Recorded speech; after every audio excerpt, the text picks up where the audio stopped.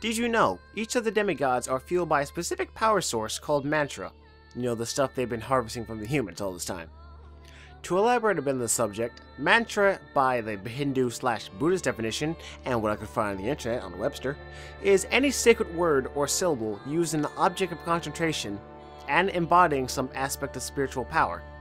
This explains the 8 different pure mantra in the demigod group, as each of them have adopted a specific word that fits their personality or their source of motivation. Asura, for example, is fueled by wrath, so he's more prone to be super hot-headed and be easily annoyed or angered. Ryzen by violence, so he's always ready to start a fight or finish a fight, either through actions or words. Yasha by melancholy, so he's more calm-headed and a bit more rational than most, but is still more prone to, I guess, emotional outbursts, in a sense. Be on the lookout for others and see if you can guess them before their Did You Know comes up. So until then, I'll see you guys next time on Did You Know Asura's Wrath. Bye!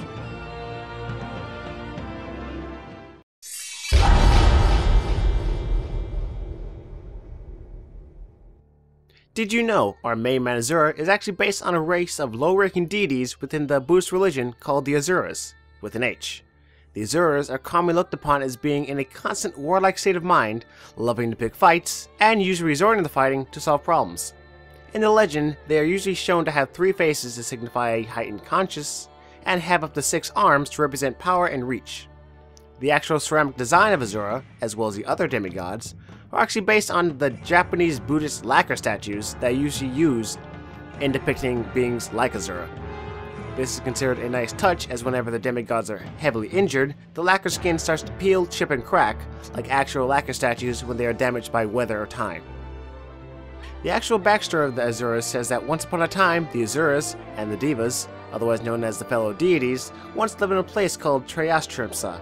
Hope I said that right. At the city in the highest point of the world, located in the center of the universe where the earth meets the heavens. Sounds a bit familiar, don't you think? The rowdy Asuras one day had partaken in a forbidden supernatural liquor called Gandapanda, and went on a drunken rampage. The only solution the leader of the heavens had at the time was to wait for all the Asuras to fall asleep and then toss them all off the city.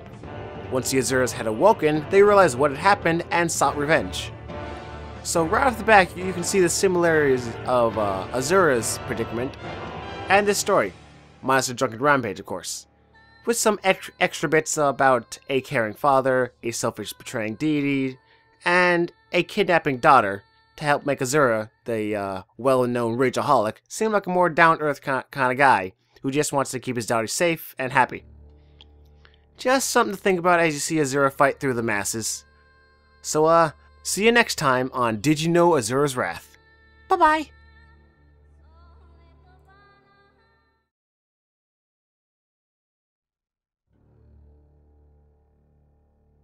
Did you know Yasha has some similarities with the Buddhist/Hindu/Jain spirit called the Yaksha? These are nature-loving spirits who are usually beneficent caretakers of the Earth's hidden treasures. The Yaksha also have a dual personality where one side is nice, pleasant, and helpful, and the other is a dark ghost who haunts the wilds and eats travelers. While Yasha doesn't have a split personality like that, he does tend to suppress his emotions, with his mask creating a split personality in a sense, with one side being very level-headed and the other side being very emotional. This emotional split may lead back to his mantra of melancholy, or severe depression, caused by the death of his sister, Durga. Another factor of melancholy is what is called sober thoughtfulness, which is basically serious reflection on one's life. This portion of the definition can relate to Yasha quite well, as throughout the game, he is constantly questioning if the cause he's working for is really the right one, going so far as to use his golden mask as some kind of a suppressor for his emotions on the subject, resulting in a lashing out of emotions when it is ever removed. With so much on this man's mind, it definitely gives you something to think about when he questions his own motives. So with that in your thoughts, I'll see you guys next time on the next episode of Did You Know Asura's Wrath? Bye!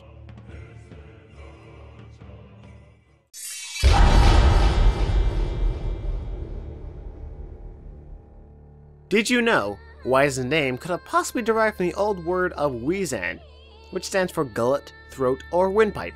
Reasons for its reference could be due to Wise's tendency to passionately monologue. On the topic of character concept origins, Wizen's final form, the one you just saw, is heavily based on the Buddha statue called a Daibatsu. The title of Gongen relates to a manifestation of a local kami or god that would guide the people to salvation. Quite funny that the violent Wizen is labeled as such a generous individual, but this could relate to the deity's overall cause of saving the world. One last fact relates to Wizen's signature move, the Kurikara Fudo Uchi, hope I said that right, which is a combination of a few things. The Kurikara is the name of a special demon-slaying sword that was once used by Fudo Myo, who is known for his conversion of anger into salvation, and his unwavering faith was soon lent to the name Fudo to translate into Immovable. The Uchi part, from what I found of my limited knowledge of Japanese language and the internet, can be used to mark possession. So Wizen's infamous move, if my info is correct, can be translated into My Immovable Demon Slayer, which is an interesting name. Just something to think about as I do battle with the Great Wizen. See you guys next time on Did You Know Asura's Wrath. Bye!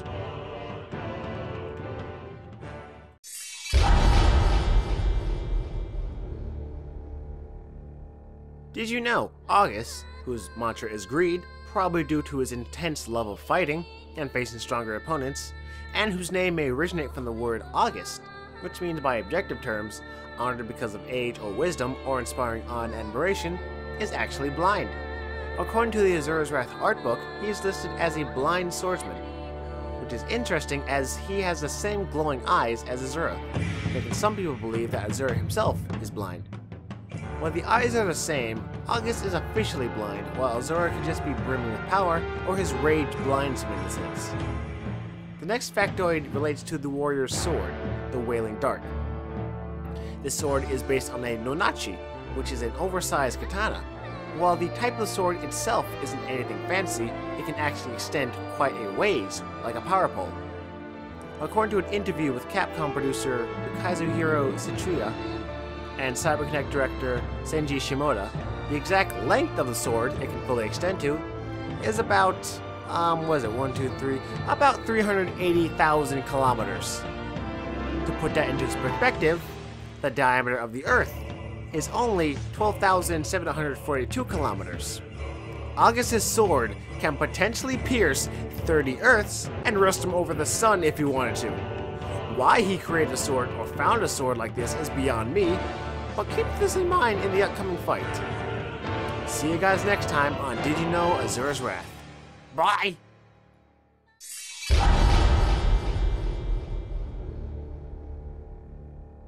Did you know Calro's name could have greatly originated from the Old English word of Harlow, which translates into army? How appropriate for the super genius strategist's name to be based on the very thing that he flawlessly organizes. To go along with his genius, his mantra affinity is sloth, which is quite appropriate. Many of his actions within the group involve him staying back and sitting on a Segway staff, like a sloth, I might add, and bragging about how his plans allow him to sit back and watch everything fall into place. While there isn't that much on our old tactician, showing him basically as a lazy genius when it comes to strategizing plans is something to think about while finding the real Calro and not the hologram. See you guys next time on the next episode of Did You Know Asura's Wrath. Bye!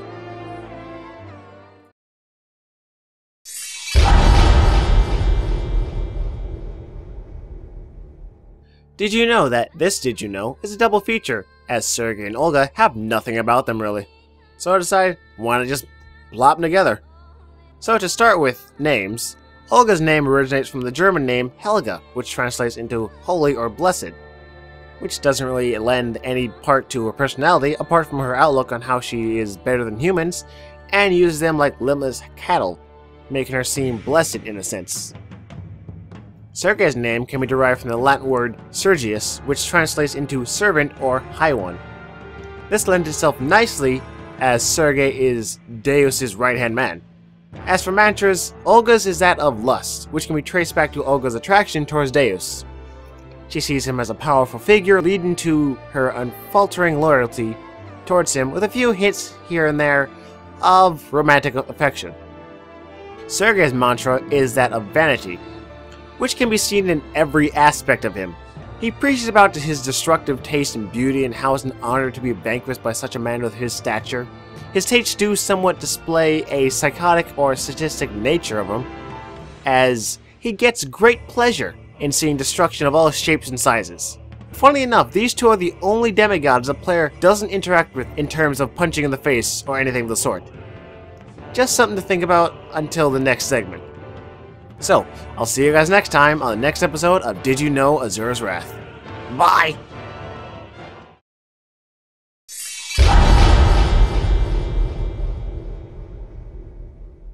Did you know?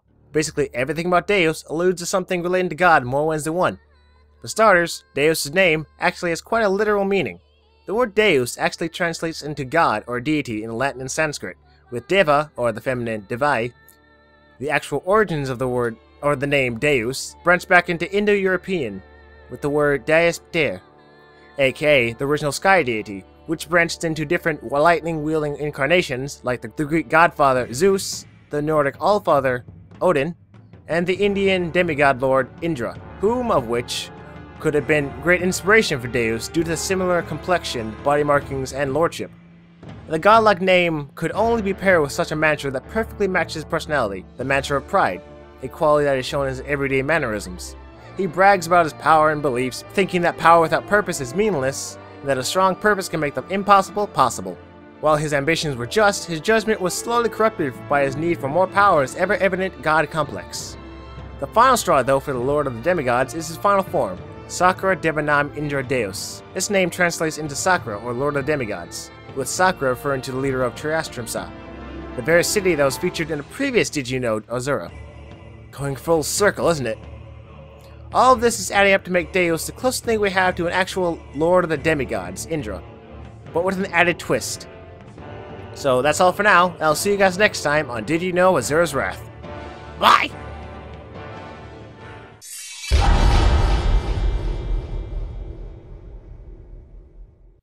Did you know the sweet and lovable wife of Asura, Durga, has some very interesting history behind her name. Her name is actually the same of the Hindu goddess of victory of good over evil.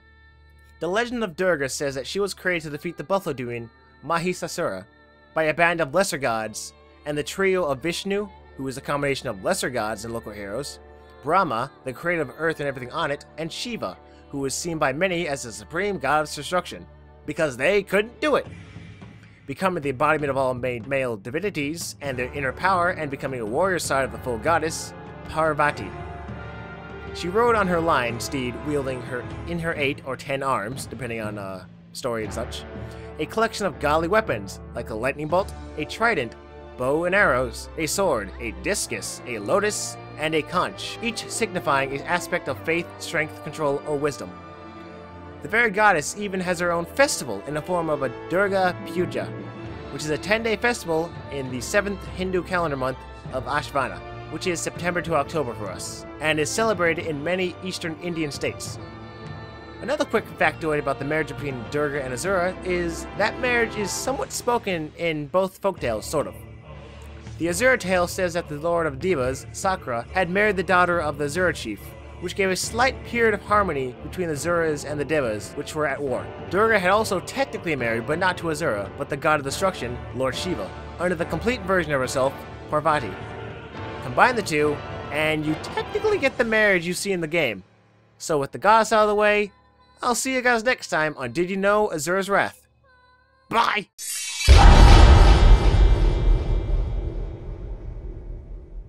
Did you know Mithra, the daughter of Asura, is actually a guy? Well, at least in the original Vedic/Indo-Iranian tales. In the old stories, the minor Zoroastrian being, Mithra, was actually, to put simply, a reboot of the Vedic called Mitra. The name of Mitra actually translates into friend in Indo-Iranian languages like Sanskrit. He got this translation thanks to his reputation of being a being that represents good judgment, alliances, harmony, integrity, and basically all-around friendship. This Mitra is part of a group called the Deus, otherwise known as the Sons of a Deity, the being of infinity and unity, whose sons represent the sun gods, one of which is our own Mitra.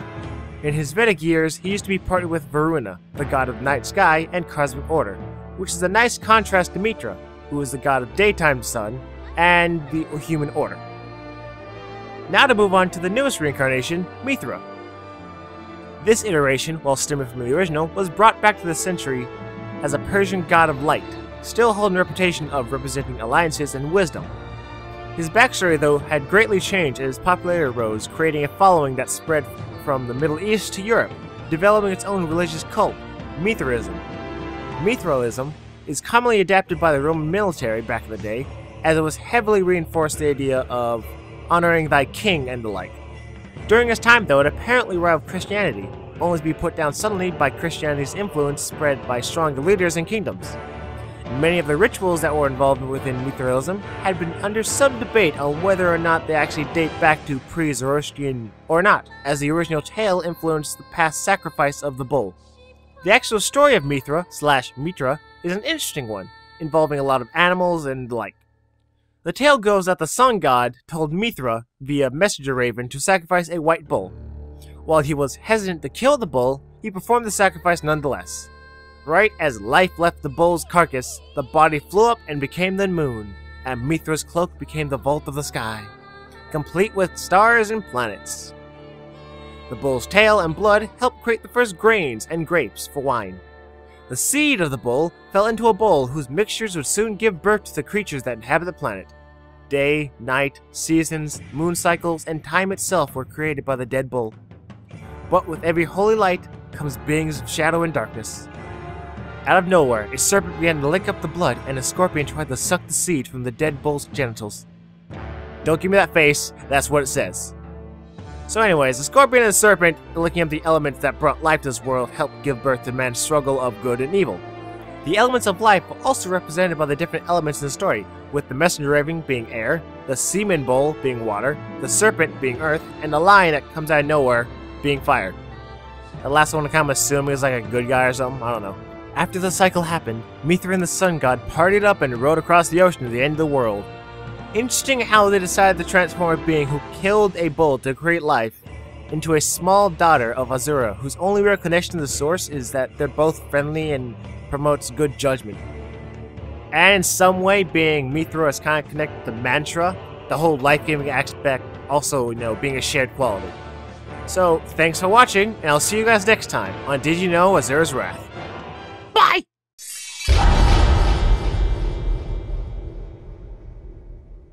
Did you know Vritra is an Asura?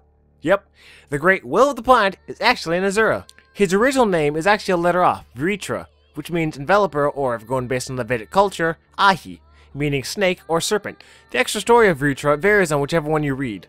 The earliest version of the tale of Vritra is a bit basic. Originally, everyone was getting a bit peeved off at the serpent Vritra from taking the world's water and storing it inside himself, leaving the planet in a huge drought. Indra, who soon became the king of the gods, was born specifically to bring the waters back. He stormed all 99 of Vritra's fortresses, destroying all of them until reaching the main snake himself. The two fought each other in what seemed to be an even battle, but Indra had a trick up his sleeve. He reached for the sky and pulled down his signature lightning bolt, the Vajra, and wiped him out, freeing the water as a result. An interesting tidbit about the conflict is that Deus also utilizes the Vajra when fighting Asura. Maybe was going to use it to fight Vritra? Anyways, while this story is a bit more straightforward, in later years it was rewritten to make Vritra seem more like a more sympathetic character. He was created by an angry god, Travastri, wanting revenge on Indra for killing his son, Trayashtrimsa, because Indra was afraid of him. Funny that. Vritra became the creation of anger that swallowed Indra whole. The only solution that Indra's godly friends had was to basically make the snake throw up. Even then, Indra was no match for the serpent, so a small meeting was held between the Rishi, aka the local sages, and Vishnu, and a truce was made with the agreement that Indra could not attack Vritra with anything made of metal, stone, or wood, wet or dry, and it can't be in the day or night.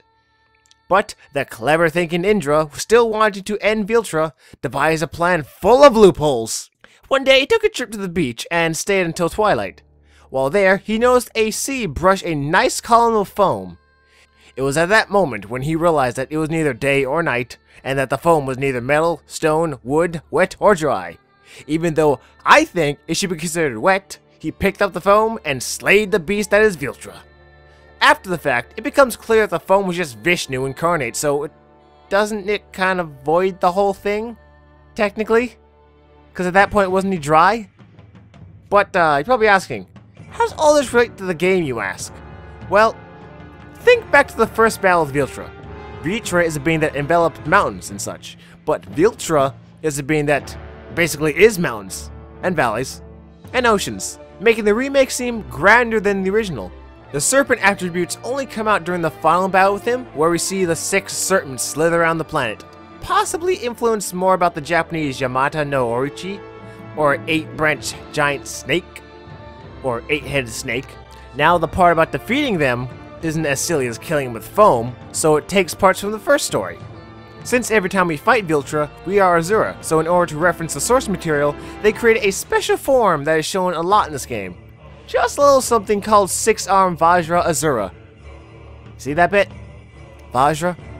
Also known as the same Vajra that Indra uses to defeat Viltra? It's all coming together, isn't it? So that's enough gabbing on about the will of the planet for now. So I'll see you guys next time on Did You Know Asura's Wrath. Bye!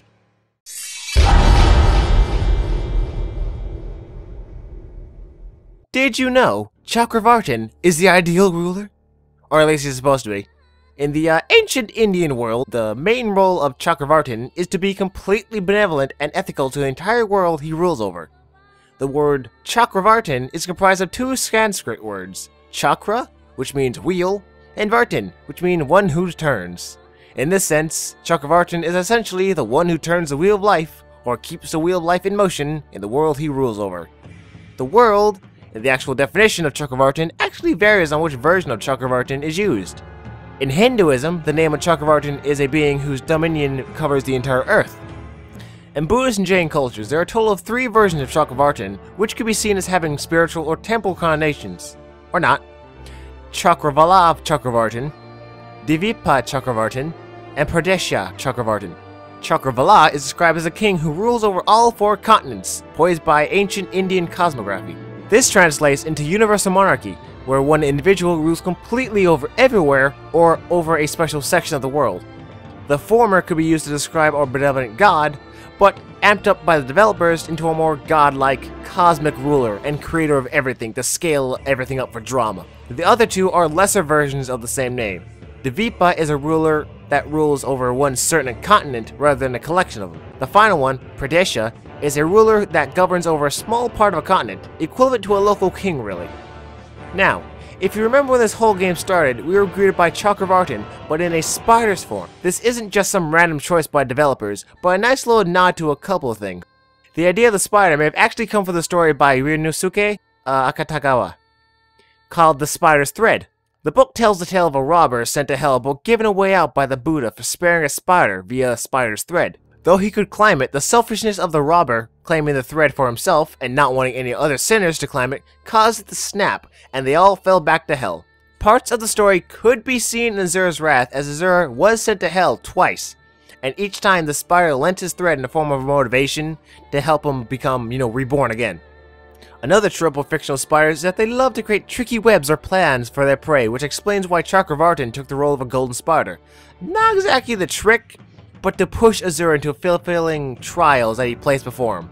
Now, the one prominent features God has, his many, many arms, holds a very interesting history behind it.